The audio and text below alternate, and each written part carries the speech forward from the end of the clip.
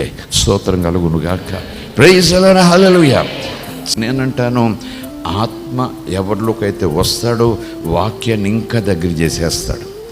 ఆత్మ ఎవరిలో అయితే ఉంటాడో వాక్యం చదవాలని ప్రేరేపణ చేస్తాడు. ఆత్మ పొంది వాక్యాన్ని దూరంగా ఉంటున్నారంటే దురాత్మ నన్ను కానీ అతడు పరిశుద్ధాత్మను ఎదిరిస్తున్నాడు అన్నమాట.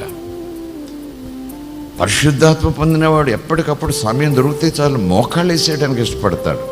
పరిశుద్ధాత్మ పొందినవాడు సమయం కాదు, స్థలం దొరికితే స్థలం చూసుకొని ఇటు అటు చూసి చట్టాలు మోకరీలు ఇలా దోశలు పెట్టి యేసయ్యా పరిశుద్ధుల స్తోత్రం అనటం ప్రారంభిస్తాడు. బంగారం కావాలని కాదు, వెండి కావాలని కాదు, అక్కడేదో అపాయం వచ్చిందని కాదు. పరిశుద్ధాత్మ లోనుంటే 10 దేవుని స్తుతించే మనసు నీకు ఇచ్చేస్తాడు. స్తోత్రం కలుగునుగాక. So fill with the holy spirit, be filled with the holy spirit. పరిశుద్ధాత్మతో నింపబడండి, పరిశుద్ధాత్మతో నింపబడండి, పరిశుద్ధాత్మ చేత నడిపించబడండి. యేసయ్య రాబోతున్నాడు. ఆ పరిశుద్ధాత్మ మిమ్మలను యేసయ్య చేతుల మధ్య ఆకాశంలో పెడతాడు ఆయన. Praise the Lord. Hallelujah. Pastor గారు కాదు పెట్టేది, పరిశుద్ధాత్మ మిమ్మల్ని యేసయ్య చేతుల్లో పెడతాడు. Glory be to God. Hallelujah. దేవునికి స్తోత్రం.